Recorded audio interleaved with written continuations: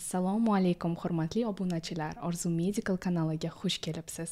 Bugun sizni va nihoyatda qiziqarli suhbat kutmoqda. Bizning bugungi mehmonimiz Orzu Medical kompaniyasining asoschisi, 50 yildan ortiq tajribaga ega oliy toifali shifokor va butun umrini insonlarga yordam berishga bag'ishlagan inson Orzugul Nurmaxanovna. Xush kelibsiz Orzugul opa. Assalomu alaykum. Assalomu alaykum. Hormang, yaxshimisiz? Eshitaman. Orzu Medical g'oyasi qayerdan kelib chiqqan? Nima sizga ilhom bergan? Orzu Medical kompaniyasining asos solinishiga mana bu yil xudo xolasa 30 yilga yaqin vaqt o'tdi. 20 yil ish faoliyatimda bemorlarimni oxirigacha tuzata olmadim. Mana shu narsa meni juda ham qattiq ko'proq izlanishga, mana shu qanday qilib bo'lsa ham yo'li bo'lish kerak degan bir fikr paydo bo'ldiki, insonlarni tuzatib chiqarish. Chunki dori-darmon bilan kasallarimni tuzatib chiqara olmadim. Shuning uchun borib buni ustida izlanishga to'g'ri keldi. Va oxirgi 30 yilda mana shu insonlarni organizmni tozalash yo'li bilan davolash g'oyasi paydo bo'ldi. Shuning ustida tinmay mehnat qilmoqdamiz. Organizmni tozalash orqali davolash kerakligini aniq ko'rsatgan qanaqadir shaxsiy voqea bo'ldimi yoki burilish bo'ldimi hayotingizda? Albatta, bunday holatlarda biror narsa turtki bo'ladi insonni bir yangi g'oyani paydo bo'lishiga. Menda shunday bir imkoniyat bo'lib qoldi. Qo'shnim o't qopida toshi bor ekan. Bir kuni qo'limga kitob ko'tarib olib kelib qoldi-da, "Opa, men o't qopimdagi toshim juda qattiq bezovta qilyapti. Shuni akazivaytsa tushirish imkoniyati bor ekan. Men kitobdan o'qib ko'rdim, lekin provanskaya maslo deganini tushunmayapman. Shuni menga tushuntirib va mana shu toshdan qutulishimga yordam bersangiz" degan murojaat bilan kelib qoldi. Albatta, men o'zi chanqoq odamman. Bunaqa narsani o'zim izlab yurgandim. Oldimdan chiqqaniga juda ham xursand bo'ldim-da, haligi kitobni qayta o'qib chiqib, mana shu opaxonni oldida kechasi bilan, kuni bilan o'tirib har bitta muolajani minutlarigacha tiklab hammasini berib ana shu bemorimni tuzata olish qobiliyatiga ega bo'ldim. Chunki o'sha giyohlarni, damlamalarni, yog'larni bergan vaqtimda uning ichidan klizmalar yasadim. Endi o'sha yerda kitobda qanday yozilgan bo'lsa, hammasini navbatma-navbat qilganimdan keyin ichidan qora, yashil, jigarrang bir necha qattiq moddalar tusha boshladi. Demak, men o'yladim, toshi tushdi degan fikrga kelib, bu meni juda ham ruhlantirdi. Eng asosiysi, bemorim tuzuk bo'lib qoldi. Og'riqlari qo'ydi, og'zdagi qurishlar, ko'ngil aynishlar, og'riq bo'lib, har doim bezovta bo'lib, ishtahasi bo'g'ilib, ovqat yemayotgan holatda hammasi ketib, bemor o'zini juda yaxshi his qila boshladi. Men endi shunga qarab o'yladimki, toshni tushira oldim deb xursand bo'lib ketganimdan, endi bu muolajani yana ko'proq o'rganib, boshqa bemorlarimda ham qayta sinab ko'rishga harakat qildim. Shundan boshlanib, mana bu organizm tozalash degan tozalash yo'li bilan davolash programmasi g'oyasi ana shu yerdan boshlanib ketdi. Nima uchun hozirgi kunda ko'pchilik insonlar kasallikni sababini emas, faqat belgilariga qarshi kurashadi? Chunki bugungi kunda farmatsevtika juda ham rivojlanib ketgan. Shuning uchun bitta dorini ichib olsa, og'riqlar qo'yadi. Insonlar oldingiday sabr qilib, kutib, biroz nima deydi, ovqatni to'g'rilashib kerakdir yoki bo'lmasa isitmani ko'tarilishining o'zi organizmda immunitetni ko'taradigan narsa, lekin unga sabr qilish kerak, o'sha issiqni o'tkazish kerak tanasidan-da.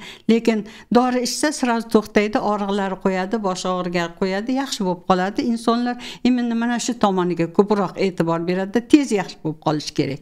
Shuning uchun borib ko'proq doriga murojaat qiladi. Uni ustiga reklamalarni hammasi, dorilarni reklama qilib yotibdi, ko'ryapsiz, televizorga qaraysizmi, radio, kitoblar hamma tomonda faqat dori ichsangina tuzuk bo'lasan degan narsa insonlarning miyasiga quyilib qolyapti-da, ichgandan keyin u bir pasda qo'ydiradi. Endi tozalash yo'li bilan davolash yoki bo'lmasa shu isitmani boshdan o'tkazib immunitetni ko'tarish degan narsa xayolga kelmaydi, chunki yengillik hammadan ham yaxshiroq foyda berganday bo'lib ko'rinadi odamlar. Shuning uchun iloji boricha dori darmon bilan davolanishga harakat qiladi bugungi insonlar. Shu tozalash metodikasi bo'yicha davolangan birinchi bemoringizni qanday qilib eslaysiz? Boyaga aytganimdek, birinchi o't qopidan toshni tushirdim deb xursand bo'ldim, lekin keyinchalik UZI apparatlar u vaqtda yo'q edi. Rayonimizda bittagina apparat bo'lardi. UZIga tushgan vaqtda tosh tushmagan ekanligini aniqlandi. Оказывается, odamni ichki qurilishida o't qopida nafaqat kalsiy toshlar, har xil toshlar bo'lar ekan. Kalsiyli toshlar, u qattiq toshlar UZIda ko'rinadigan toshlar. Undan boshqa xolesterinli toshlar bor ekan, bilirubinli toshlar bor ekan. Bularning hammasi UZIda apparatda ko'rinmaydigan toshlar. Lekin ular ham tiqilib turibdi. Ular ham bezovtalik beradi. Ular ham o't qopini bo'shanishiga, tozalanishiga, haligi ovqat yeyilgandan keyin uni hazm qilishga, o't zardob tezroq chiqishiga xalaqit beradigan narsalar. Chunki qo'yqlashib ketadi. Shuning uchun borib bu yerda haligi birinchi bemorlarim o'sha tuzalmagandan keyin, birinchi bemorlarim tuzalgandan keyingi qo'ygan bemorlarimda qanaqadir o'zgarishlar orada endi ko'pchiligi yaxshi bo'lib ketyapti, bitta ikkitasi pristup to'xtamay qolyapti. Shunaqa holatlar bo'lganda, оказывается, tekshirib ko'rsak, UZIlarga yuborib o't qopidagi tosh tushmagan ekanligini. Men demak uni o't qopini yuvib tozalab xolesterinli toshlarni tushirgan ekanman-da, bilirubinli toshlarni o't qopini yuvibman, jigaram tozalanibdi. O't qopimdan jigarni tozalash uchun albatta ichakni tozalash kerak. Avval klizmalar qilib ichaklarni, yo'llarini ochib olib, undan keyin haligi dorilarni ichkizib, o't qopini, jigarini tozalagandan keyin sirazi yengillik hosil bo'ladi. Organizm o'zini o'zi tiklashga, o'zini haligi nima deydi, normal fiziologik holatini tiklashga o'zi harakat qiladi. Alloh bizni tanamizni shunday qilib yaratgan. Shuning uchun borib inson tez yaxshi bo'ladi. O'rtada bitta yarimta yaxshi bo'lmay qolganlarini qarasam, oказывается, tosh tiqilib qolgan bo'lishi mumkin yoki bo'lmasa ketmagandan keyin ular yana og'ziga yaqinlashib kelib pristuplar berayotgan holatlar bo'ldi. Demak, buni yana qaytadan ko'proq, chuqurroq o'rganishim kerak ekan degan g'oya paydo bo'ldi. Sekin-sekin bularni hammasini ko'pchilik olimlarni, masalan, professorlarimiz, akademiklarni kitoblarini o'qish natijasida qanday jarayonlar kechishi mumkin ekan, o'zimizni ustimizda juda ko'p ishlashga to'g'ri keldi. Mana shunday qilib sekin asta buni ishimizni kengaytira boshladik. Har tomonlama baribir juda ko'p foyda beradigan tomoni paydo bo'ldi. Endi bundoq o'ylasam, toshni, действительно qattiq toshlarni 10 kunda, masalan, kurs lecheymiz 10 kun, 12 kun deb ataydigan bo'lsak, uni o'rtasida tushib bo'la olmaydi. Chunki har qanaqangi tosh paydo bo'lish uchun qancha vaqt ketgan bo'lsa, uning erib tushish uchun ham yana shuncha vaqt kerak bo'ladi. Uning uchun sog'lom turmush tarzini, sog'lom ovqatlanishni yo'lga qo'ygan vaqtdagina u narsani hammasi qaytadan o'sha joydan erib chiqishi kerak. Bizning ulug' tabibimiz Ibn Sinon aytishiga qaraganda, tanada paydo bo'lgan har qanaqangi tosh, qattiq narsa qanday yo'l bilan kirgan bo'lsa, o'sha yo'l bilan qaytadan eritib tashqariga chiqargin degan gaplarni aytadi. Chunki bu ishni boshlashda, bu ishni yo'lga qo'yishda Ibn Sinon juda ko'p maqolalar bilan tanishib chiqdim. U yerda Ibn Sino bobomiz mana shunday deb aytgan. Demak, o'zidan o'zi paydo bo'lmadi.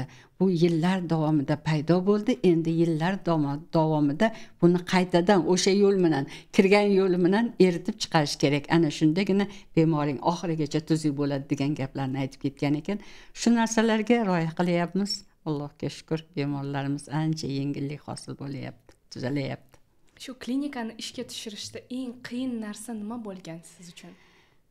Deb aytsam bo'ladi bu yerda. Chunki klinikani ishga tushirishda eng ko'p xalaqit bergan narsa, har qanaqangi yangi narsani ishga tushirish, birinchi ishga tushirish hayotda qiyinroq. Chunki qarshiliklar juda ko'p bo'ladi, tushunmaydiganlar ko'p bo'ladi. Shuning uchun mana bu yerda bizda ham man endi yangi bir zdaniya olib, chunki o'zi aslida uyimda boshlaganman, 2 ta koykadan boshlaganman. Keyin o'sha bemorlarim ko'payib, foyda ko'rganlar ko'payib, tana sog'lig'ini tiklaganlar ko'payib, bir-biridan eshitib kela boshladi-da, uyimga sig'dira olmay qoldim. Butun uyimni hammasiga bemor yotqizib qo'yishimga to'g'ri keldi. Chunki o'sha vaqtlarda bolalarim student hammasi o'qishga kirib ketgan, uyimiz bo'm-bo'sh, lekin u yer ham yetmay qoldi. Shuning uchun yonimizdagi turgan ilgari klinika bo'lib ishlagan, больница, государственный, davlat больницasi bo'lib ishlagan joy qarovsiz qolib, vayronaga aylanib ketgandi. Ana shu yerni qaytadan remont qilib, albatta eng avval o'shani egasi, kolxoz raisi bilan kelishib, hammasini men shu yerda ochsam desam, u kishi bo'ldi, siz hurmatli doktorimizsiz, mahallamizni bemalol remont qiling, oching, xalqimiz uchun juda kerak bu degan narsalarni aytishdi-yu, qachonki men bor budimni sotib, butun topganimni o'sha joyga remont, kapital remontdan chiqarib, endi 1-avgust kuni mana shu klinikani, 10 ko'ykali klinikani ochaman deb turganimda, kolxoz boshliqlari kelib, muhrlab ketishdi. Ochish mumkin emas. Bu davlatni, kolxozni mulki. Sizni hech qanaqa haqqingiz yo'q bu yerda больница ochishga deb. Men aytdim, biz siz bilan kelishgan edik-ku, dogovor qilgandik, shartnomaga qo'l qo'ymadingiz, o'zingiz qilavering, biz men zaman deb aytdingiz. Endi nima bu desam, yo'q bo'ldi, dedi, muhrlab ketdi. 1-avgustda ochaman degan klinikani 28-dekabrda ochdim. O'rtada mana shu 5 oy davomida kecha-yu kunduz hokimiyat qolmadi, boshqa yer qolmadi, hamma tomonga borib, xalq narodniy kontrol deymiz, o'shalarga borib, rayon tumanimizni haligi shifoxonasida bosh shifokorimizga borib, hamma tomonni kezib, bu narsani haligi nima deydi, byurokratizm, bundoq aytgan vaqtda o'shalarning qarshiliklari natijasida 5 oy davomida oyog'imdan to'zdim. O'sha remont qilib qo'ygan joyimni ochishni imkoniyati bo'lmadi. Keyin 1-litsenziya olgan vaqtimda ham juda qiyinchilik bo'ldi. Chunki u vaqtda hali litsenziya odamlar hali bilmaydi ko'pchilik. Otangga bor, onangga bor, rayonga borib, men shu yerda klinika ochmoqchi edim, menga litsenziya kerak, uning uchun sizdan ruxsatnoma kerak ekan hokimiyatdan desam, biz qanaqasiga sizga ruxsat beramiz, siz Minzdravga borishingiz kerak. Minzdravga kelsam aytadi, oldin o'zingiz rayoningiz ruxsat berish kerak. Biz qanaqa qilib sizga litsenziya beramiz, bu yoqda o'tirib, Toshkentda o'tirib. Shu bilan o'rtada 1 oy, bir kun u yoqqa yuguraman, bir kun bu yoqqa yuguraman, shunaqa qilib yurib, litsenziya olisham birinchi vaqtda, yo'q, u ularni atilabdan qilish emas, ular ham tushunmagan. Chunki litsenziyani hali berish haqidagi hech qanaqangi bir nimalar yo'q, ko'rsatmalar yo'q-da, ular ham tushunmayapti. Men litsenziya olmasdan ishlay olmayman deyman. Endi hammasi qonuniy bo'lsin deb harakat qilyapman-da. Shunaqa qilib o'rtada juda ko'p vaqtni yo'qotdim, lekin baribir ochishga imkoniyat topa oldik, ochdik. Nima uchun aynan Orzu Medical deb klinikalarni nomlangansiz? Bu qandaydir falsafami? Endi orzu bundoq o'ylasangiz, bu orzu, ruschalab aytganda mechta. Orzumda действительно o'sha vaqtlarda eshigim oldiga chiqib turib o'ylardim. Mana shu yerdan shunday bir chiroyli klinika ochsam, odamlarga shunaqa chiroyli sharoit yaratib bersam, chunki u vaqtlarda bilasizmi, klinik больницалар, endi больница deb atardik, qishloq больницалari xaroba edi, sichqonlar yugurib yurardi. Endi juda achinarli holatda, sharoitlar juda yo'q edi. Tualetlar tashqariga borish kerak, tualetga chiqadigan bo'lsa, mana hojatga chiqish uchun nariyoq ko'chaning narigi betiga o'tib tashqaridagi tualetlarga borish kerak. Odamlar juda qiynaladi. Kasal odamga bu juda qiyin narsa. Sog' odam mayli kechasi ham turib borishi mumkin, ayniqsa qish kunlari juda qiyin. Endi shunday o'ylardim, o'zimcha shunday orzu qilganman vaqtlarda.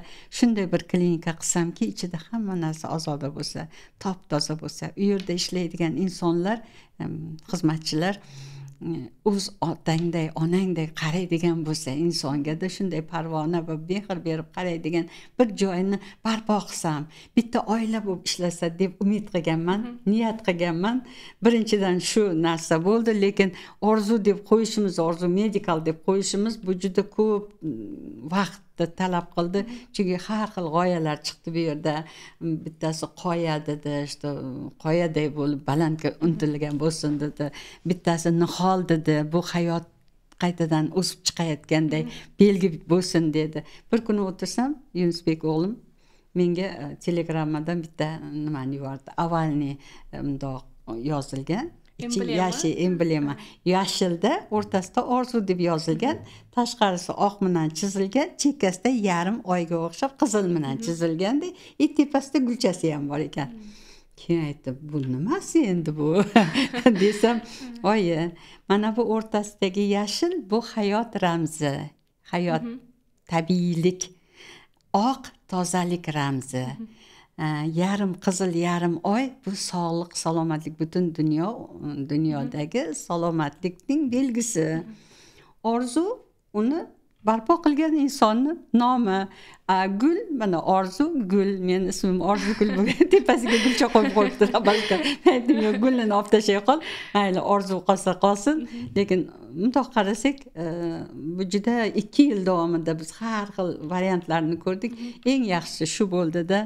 Ham asoschini ismi, ham orzularimizni barpo bo'lishi, ham hayotiylik, ham tozalik, ham nima deydi, butun dunyo sog'liqni saqlashga mo'ljallangan halgi belgi emblemasi, hammasi shunga to'g'ri keldi-da. Men emblemani va Orzu Medicalni shuning orqasida keltirib o'zimizga brend qilib saqladik. Juda falsafasi ham bor. Falsafasi ham bor. Juda chiroyli falsafasi bor buni. Orzu Medicaldagi tozalash tizimi nimaga asoslangan? Orzu Medicaldagi tozalash tizimi Ibn Sino bobomizning 4 ta prinsipiga asoslangan. Ibn Sino bobomiz bu Sharq tabobatning otasi, o'zi o'lishdan oldin butun shogirdlarni chaqirib olib shunday maslahat beradiki, men avlodimga 4 ta shifokorni tashlab ketyapman. Birinchisi tozalik deydi. Bu butun tananing tozaligi, ichki qurilishning tozaligi, qalbning tozaligi, fikrning tozaligi. Ikkinchi turadigan narsa bu parhez. Allohga shukr, to'qchilik zamonida yashaymiz, lekin ovqatni bilib yegin, keragincha yegin. Yegan ovqating o'zing tanangga dori sifatida kiradigan bo'lsin. Uni zahar darajasiga keltirma deydi. Uchinchisi yaxshi kayfiyat. Qachonki insonning kayfiyati chog' bo'ladigan bo'lsa, xursand bo'lib yuradigan, xursandchilikda o'tadigan bo'lsa, immunitet o'zidan o'zi ko'tariladi. Birinchidan, ikkinchidan insonning ruhi kuchayadi.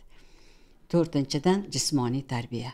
Jismoniy tarbiya qachonki biz aktiv harakat qilgan vaqtimizda bizdagi qon aylanishi yaxshilanadi. Har bitta organimiz o'shanga qarab o'zini o'zi tozalay olish qobiliyatiga ega bo'ladi. O'zidagi butun chiqindilarni harakat natijasida o'zining yo'llaridan, chiqadigan yo'llardan tezroq chiqarib yuborishga harakat qiladi. Mana shu 4 ta narsa mujassam bo'lgan vaqtda bu yerda albatta yana mijoz ham qo'shiladi. Organizmda endi biz o'zimizcha o'zbekchalab aytganda issiqlik, sovuqlik mijoz deb aytiladi. Bu mijoz ham juda ham katta ahamiyatga ega davolash vaqtida. Chunki mana masalan Xitoyda yin yan bo'ladigan bo'lsa, o'zbekchada issiqlik, sovuqlik energiyasi. Xitoyda uni nina bilan to'g'rilaydigan bo'lsa, yin yanni bizni musulmonchilikda bizni tabiblarimiz ovqat bilan to'g'rilay olgan. Issiqligi oshib ketgan vaqtda unga sovuqlik ovqatlar berish kerak. Sovuqligi oshib ketganda qaytanga issiqlik ovqatlar berish kerak deb ana shunday yo'llar bilan to'g'rilay olgan bo'ladi. Mana shu 4 ta asosiy prinsip bizni hamma klinikalarimizda imini mana shu asosiy 4 ta prinsipga asoslanib ishlaymiz. Chunki bu prinsiplar sog'liqning eng asosini tashkil etadigan narsa. Shuning uchun mana shu yerda ishlaymiz. Nega barcha bosqichlarni birma-bir, navbat va navbat o'tish juda muhim? Chunki har bitta narsaning o'zining navbati bor. Masalan, biz birdaniga jigar tozalaymiz deydigan bo'lsak, jigar tozalana olmaydi. Chunki yo'lda hammasi probka bo'lib turibdi.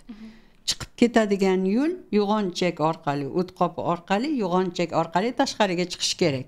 Endi biz siz bir o'ylab ko'ring, yo'lda hammasi probka bo'lsa-da, ana yoqdan qanday qilib o'tadi? Uchib o'ta olmaydi-ku, uchib o'tadigan yo'l yo'q.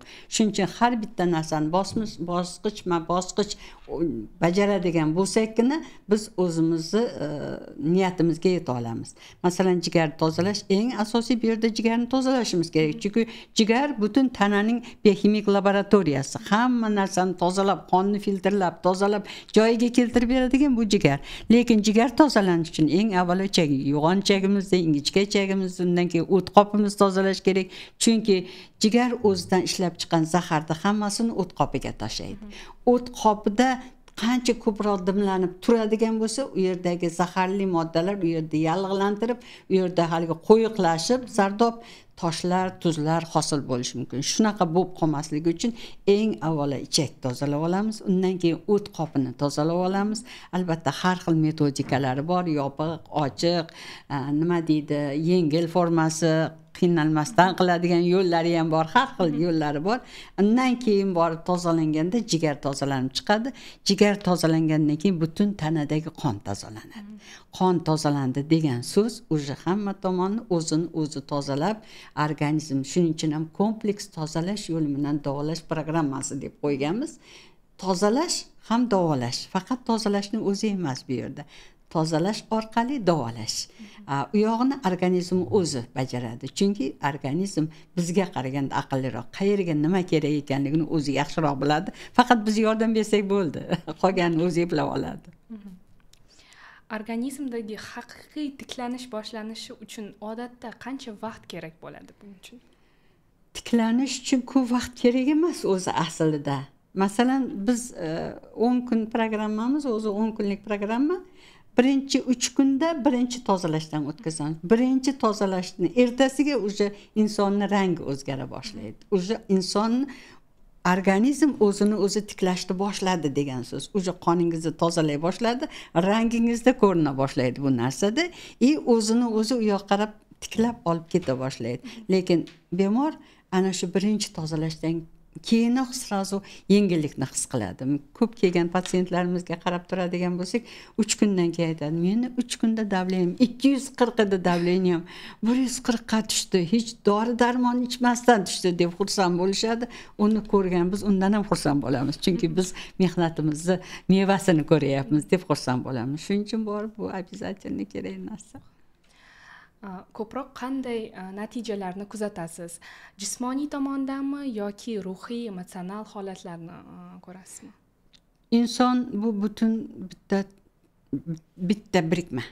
Tanani, masalan, ruhiyatga, fiziologik holatga tanani отдельно ko'rib mumkin emas. Mana hozir bizning meditsinamiz shunday, kardiologlar yuragini davolaydi, nevropatolog miyasini davolaydi, ortoped belini, oyog'ini davolaydi, shunga o'xshagan. Lekin bizda bunaqa bo'lish bo'lmaydi. Chunki inson целый, bitta. Uning ruhiyati ham, tanasi ham, hammasi bitta birikma. Uni ajratib davolab bo'lmaydi. Insonning ruhiyati tushkun bo'ladigan bo'lsa, uni tanasini davolab bo'lmaydi. Shuning uchun bor bu ikkalasi bir-biriga chambarchas bog'liq. Unisida ham ko'ramiz, bunisida ham. O'sha ruhiyatni eng birinchi ko'tarish uchun bizlarda o'sha programmamizning ichida hamma narsa ko'zda tutilgan. Uning insonning ruhiyatini, kayfiyatini ko'tarish, ruhiyatini ko'tarish, ham ichki organlarni tozalash, unga tushuntira bilish, nima uchun shuni qilyapmiz. Ertalabki soat 6:30dan boshlab bizada baxt trening boshlanadi. Mana bu yerda ham tushuntirish ishlari olib boriladi. Ham insonning ruhiyatini ko'tarish uchun chiroyli muzika qo'yib, hammani o'yinga, raqsga taklif qilib, yaxshi gaplar bilan kayfiyatini ko'tarib, choq qilib, ham har bitta organimizga qanday nima kerak, упражнение kerak bo'ladigan bo'lsa, o'shani hammasini o'rgatib chiqamiz. Insonlar shunday kayfiyat bilan chiqadi. Demak, bugun kayfiyat zo'r bo'lib, yaxshi bo'lib turibdimi?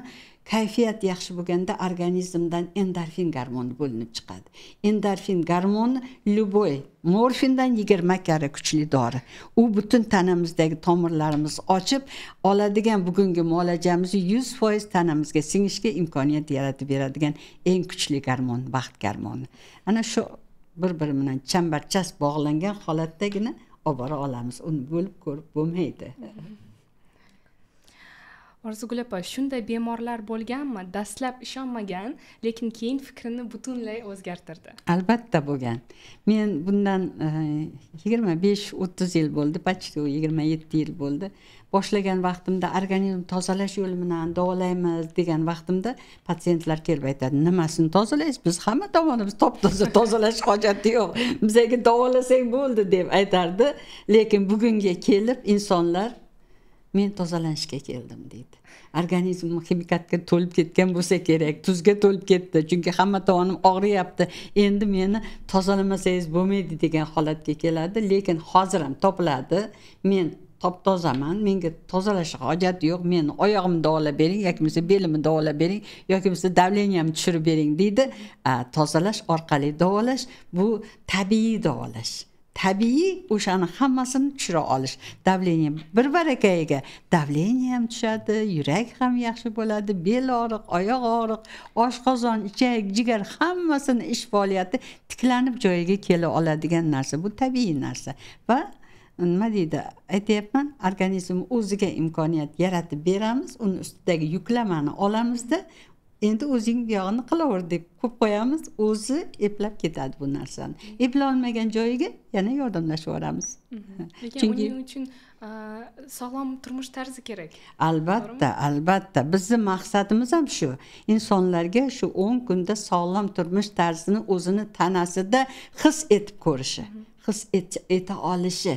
Mana masalan hamma joyda aytiladi, televizor, radio, gazetalarda sog'lom turmush tarziga rioya qiling, lekin uni qanaqa qilib qilishligini hech kim to'liq aytib bera olmaydi. Bizda yotgan insonlar 10 kun yotib sog'lom turmush tarzini nima ekanligini o'zini tanasida sinab ko'radi-da, o'sha yengillikni his qilgandan keyin o'zini yaxshi ko'ra boshlaydi. Biz iminni o'sha narsani ham o'rgatamiz.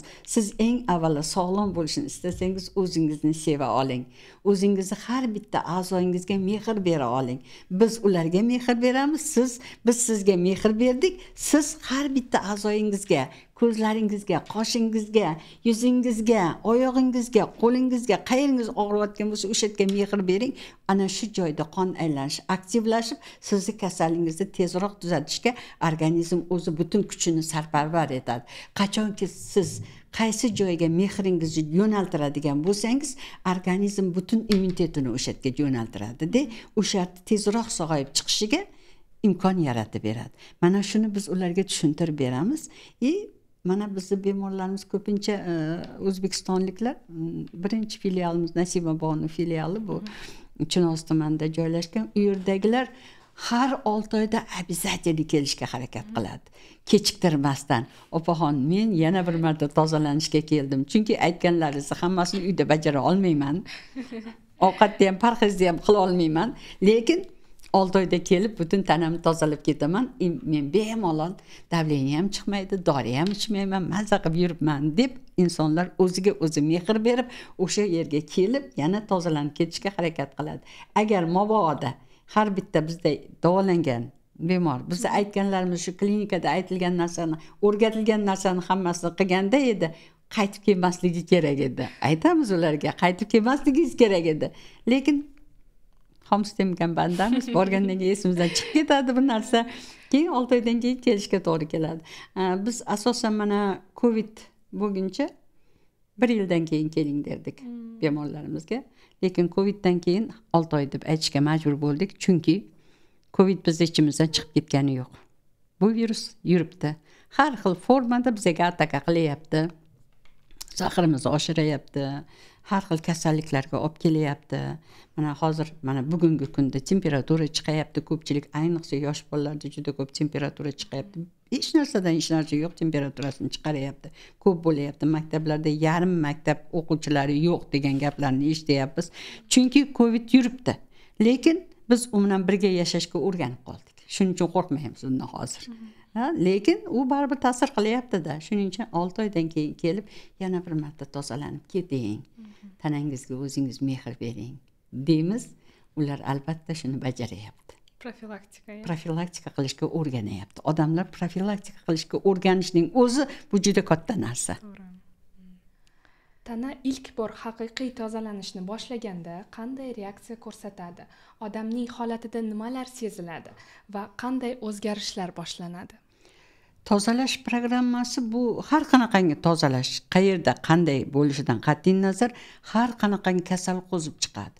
Balki u pasient bilmasligi mumkin o'zini qanaqa kasali borligini ham. Lekin tozalash programmasi boshlangandan keyin hamma kasallik qo'zib chiqa boshlaydi.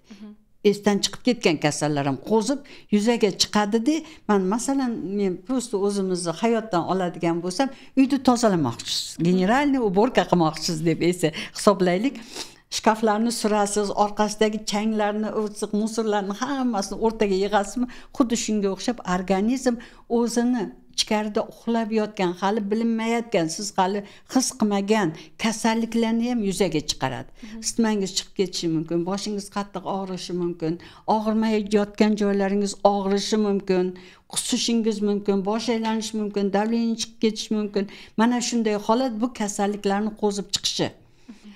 Avvalgi birinchi 3 kun, 5 kungacha bu обострение deymiz. Har bitta kronik kasallik hammasi yuzaga chiqadi. Hammasini chiqarib bo'lganimizdan keyin tozalash programmasidan, undan keyin davolashga o'tadi organizm. Bu narsa albatta bo'lishi shart. Ba'zi birovlar aytadi, men 5 kunga kelsam maylimi degan gaplarni aytishadi. Patsientlarimiz juda ko'p, meni vaqtim yo'q, 5 kunga kela olaman yoki bo'lmasa 10 kunni ikkalamiz bo'lib olamiz, 5 kundan. Mumkin emas. Nega? Chunki 5 kunda siz sog'lom bo'lib kelasizda, bemor sog'lom bo'lib keladida, kasal bo'lib ketishga to'g'ri keladi. Chunki qo'zib chiqdi. O'zi bilmagan kasalliklar qo'zib yuzaga chiqdi-da, endi ketish kerak. 5 kun vaqt o'tib ketdi. Temperatura chiqayapti. Qanday qilib jo'natasiz? Yoki bo'lmasa ketadigan bo'lsa ham aytadi, men sog'lom bo'lib keldim-da, kasal bo'lib ketyapman. Bu qanaqa klinika degan gapga qolamizmi, to'g'rimi? Shuning uchun buni tushuntira olishimiz eng главный narsa. O'shani tushuntirib olishimiz kerak bo'ladi. Shuning uchun biz 5 kunga, 7 kunga iloji bo'lsa kelmanglar deb so'raymiz. Chunki hali o'sha обострение bergan kasallikni joyiga qo'yib tuzata olmagan bo'lamiz 5 kun, 7 kunda. 5 kunda hali qo'zib chiqib bo'ldi. Lekin joyiga qo'yishga yana 5-6 kun vaqt kerak bo'ladi. Shuning uchun programmamiz 10 kundan kam emas. Albatta 10 kun yotib davolanishi kerak bo'ladi. Ana shundagina biz ham xursand bo'lamiz, chunki kasalni oxirigacha davolay oldik. Endi 10 kun degan so'z butun kasalni tomir bilan yulib tashladi degan gap emas. Chunki 10 kunda necha yillik kasallarni yo'q qilish mumkin emas. Biz faqat u kasalliklarning hammasini nima deydi, обострениесini to'xtatib, uni yo'lga solib beramiz. Sog'liq ana yoqda turibdi. Faqat siz mana bunday ovqatlanib, mana shu mashqlarni qilib, mana shu fitochoylarni ichib, o'zingizni yaxshi ko'rib shuni qiladigan bo'lsangiz, sog'liqqa erishasiz. Salomatlik sizni kutib turibdi degan gapni aytib yubora olamiz. Ana shundan keyingina u odam yana davom ettiradigan bo'lsa, aytilgan narsalarni, mashqlarni qilib tursa, bizada sog'lom ovqatlanish, bu sog'lom ovqatlanish deganda dietetический ovqatlanish emas. Bu раздельное питание programmasi. Раздельное питание programmasi nima? Uglevod bilan belokni qo'shmasdan pishirish ovqat. Pishirdikmi, demak birga aralashtirmasdan yeyish kerak. Qachonki uglevod bilan belok aralashmasdan yeyiladigan bo'lsa, iste'mol qilinadigan bo'lsa, vaqtida toza, yaxshi hazm qilingan oziqa kletishni o'ringa yetib boradi. Kletkalarimizgacha yetib boradi. Hujayra darajasiga yetib borib, hujayramiz to'yinadi. Endi aralashtirib yeydi. Biz kuxnyamiz hamisha aralashgan. Bir go'sht, bir guruch deymiz. Kartoshkani go'sht bilan qovurib yeymiz. Haligi go'shtni xamir solib, xamir ovqat qilib yeymiz. Bularni hammasi aralashgandan keyin u oshqozonimizda achish holatiga keladi, брожение. Achigan ovqat bizni tanamizga singadi-da, o'sha joyiga yetib borguncha, hujayra nuqtasiga yetguncha u achigan ovqatni yetkazib beramizda. Ana shuning natijasida insonlar ko'proq kasal bo'ladi. Noto'g'ri ovqatlanishimiz hisobiga. Imенно eng главный narsa o'sha sog'lom ovqatlanishni yo'lga qo'yish. Ana shundagina bizning hujayralarimiz toza, sog'lom ovqatni iste'mol qila oladi-da, o'shandan o'sib, ulg'ayib, o'zini immunitetini ko'tarib, sog'lom hujayra bo'lsa, sog'lom tana bo'ladi. Apiterapiya kabi yordamchi muolajalar ularning tozalanishiga qanday aloqasi borligi haqida ozgina gapirib bersangiz. Apiterapiya bu ham tabiiy davolashning bitta turi, bitta formasi. Bizda bu juda ko'p muolajalarimiz bor. Bir kunda 30 dan ortiq muolajalar bor. Buning ichida bitta o'shaning bittasi mana apiterapiya. Apiterapiya deganimiz asallarni zahri bilan davolash. Asallarning zahri o'zi aslida tabiiy eng kuchli antibiotik hisoblanadi. Qachonki tabiiy antibiotik agar avval reaksiya qo'yiladi, reaksiya bermasa, demak sizga to'g'ri keladigan bo'lsa, bu narsa allergiya bermasa, demak ikkinchi kundan boshlab asallari chaqishni boshlaydi. Qayeringiz kasallangan bo'lsa, imini o'sha joyga eng ayniqsa nerv tomirlarini shamollashiga juda ham yaxshi ta'sir qiladigan eng kuchli muolaja. Mana oyoqlaringiz og'riyapti, masalan belingiz og'riyapti, bunaqa joylarda, chunki bo'g'imlarda, umurtqada osteoxondroz, grisha diska bo'ldi yoki bo'lsa artrit, artrozlar bo'ldi. Mana bu vaqtda bo'g'imlarning o'rtasida tog'ay qismi bor. Hali как amortizatorga o'xshagan narsa o'sha yemirilishni boshlaydi. Qachonki u yer yemirila boshlasa, hali suyakka yetib borgani yo'q, yemirilish boshlandi, demak yallig'lanish boshlandi. Vоспалительный proses bo'lgandan keyin sizda og'riq hosil bo'ladi. Harakat qilishingiz qiyinlasha boshlaydi.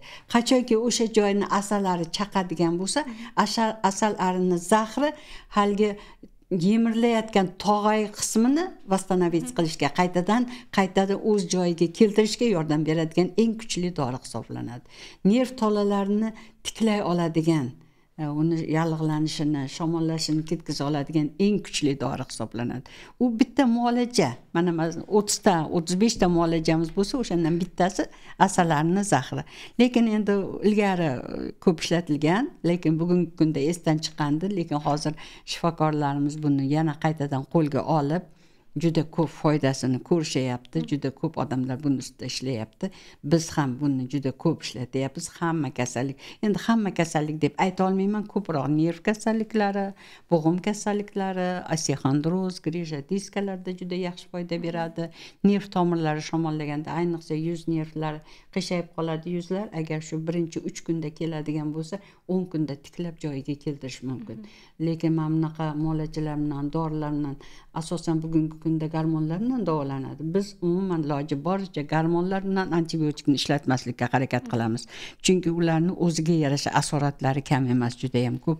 Har qanaqangi ximikat dorilarning o'ziga yarasha asoratlari bor. Shuning uchun dorilarni minimal darajaga iloji bo'lsa ishlatmaslikka harakat qilamiz. Hammasini tabiiy yo'l bilan o'sha 10 kunning ichida hammasini tabiiy yo'l bilan ozgina vaqtda ichida butun tanangizdagi hamma kasallikka qarshi kurashib, o'shani hammasini bir barakaga tuzatishni mo'ljal qilganmiz va o'shanga erishyapmiz bugungi kunda. Nima uchun tozalanish bugungi kunda 21-asr insonlari uchun ehtiyoj darajasiga yetdi? Chunki bugungi kun insonlar ximikat bilan to'lib ketgan zamonda yashayapmiz. Ichganimiz, yeganimiz, nafas olganimiz, ishlatadigan hamma narsamiz ximikatdan iborat. Bugungi kunni olimlarning iborasi bilan aytganda, bugungi kunning insonlarning tanasi to'la kasallik to'la qopcha, jigari ximikat to'la chelakka aylanib qolgan degan iborani aytayapti. Demak, o'sha chelak to'la ximikatni chiqarib tashlash uchun uni chiqarmasdan iloji yo'q, uni chiqarmasdan davolab mumkin emas. Chunki faqat dori bilan yurishga to'g'ri keladi umrbod. Chiqarish uchun tozalash kerak bo'ladi. Tozalandi degan so'z organizm o'zini o'zi tiklay olish qobiliyatiga ega bo'ldi degan so'z, bir barakaga hamma kasalni o'zini o'zi davolay oladigan holatga keldi degan so'z. Shuning uchun 21-asr uchun bu juda ham dolzarb masala. Chunki tozalamasdan hech qaysi kasallikni oxirigacha davolash mumkin emas deb o'ylayman. Endi to'g'ri, masalan 100 ta kasal bor bo'lsa, shuning 80 tasi biz ishlaydigan bemorlar. 20 tasiga особенно tam xirurgiya kerak, operatsiya kerak, yuragiga bir narsa stent qo'yish kerakdir, yana bir narsa qilish kerakdir, onkologiya bor, endi juda ko'p narsalar bor, lekin asosiy 80% kasalni biz agar yaxshi ishlab yo'lga qo'ya olsak, demak u yoqda bular oxiriga yetadigan darajaga yetmaydi. og'ir holatga ketib qolmaydi. Kasallar inson o'zini o'zi tiklay oladi. Shuning uchun 21-asrda bu tozalash programmasi eng dolzarb masala deb hisoblayman. Agar odamlar salomatlik haqida kasal bo'lgandan keyin emas, balki oldindan g'amxo'rlik qilishni o'rgansa, natija qanday bo'lardi? Voy, unda juda ham yaxshi bo'lgan bo'lardi. Qani endi hamma inson o'sha profilaktika yo'liga o'tadigan bo'lsa. Endi hozir ko'pchilik dunyoda imенно o'sha profilaktikani ko'proq e'tiborga olishyapti. Mana bizning patsientlarimiz ko'proq hozir chet davlatdan keladiganlar juda ko'p. Почти 80-85% patsientlarimiz chet davlatdan kelayotgan patsientlar. Rossiyadan bor, Qozog'iston, Tojikiston, Qirg'iziston, Afg'onistondan kelyapti. Mana Latviyadan keldi, Germaniyadan kelishyapti.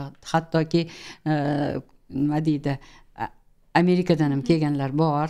Mana bularning hammasi tushunib, yetib, mana shunga oldindan harakat qilyapti profilaktikani yo'lga qo'yish uchun. Demak, agar profilaktikani yaxshilab yo'lga qo'yib, sog'lom turmush tarzini yo'lga qo'yib ishlaydigan bo'lsa, unda kasal bo'lmasligimiz kerak edi. Insonlar sog'lom bo'lgan bo'lardi ko'proq deb o'ylayman. Kasallik bo'lmasa, undan ham yaxshi edi. Biz ishsiz qolsak ham mayli edi deyman. Sog'liqni keyinga qoldiradigan insonlarga nima deb maslahat bergan bo'lardingiz? Endi ularga maslahat berish qiyin, chunki inson o'zi his qilmasa, albatta, chunki bizda ayniqsa O'zbekiston xalqimizda shunaqa bir narsa bor. Men endi shunday deb ayta olaman. Sog'liqqa ketkazgan pulni, xarajatni bekorga ko'chaga sochilgan xarajat deb his qilishadi ko'pincha. Yiqilib, obdan уже tuzala olmaydigan darajaga kelgan vaqtda kelishadi. Bu juda achinarli. Lekin men o'shalarga aytgan bo'lardim. Harakatingizni qiling ertaroq. Siz hammamizga keraksiz. Ayniqsa o'zingizga, farzandlaringizga, oilangizga keraksiz. Hech bo'lmasa o'sha oilangizni baxti uchun o'zingiz harakat qiling degan bo'lardim-da. Yaxshi maslahat. Orzugul opa, kelganingiz uchun katta rahmat. Bugungi qiziqarli suhbatimiz uchun sizga obunachilarimizdan ham rahmat aytamiz. Rahmat, salomat bo'ling qizim. Sizlarda yana savollar paydo bo'lsa, kommentariyada qoldirsangiz bo'ladi va bizga obuna bo'ling. Keyingi vyusklarni birinchi bo'lib ko'rasizlar.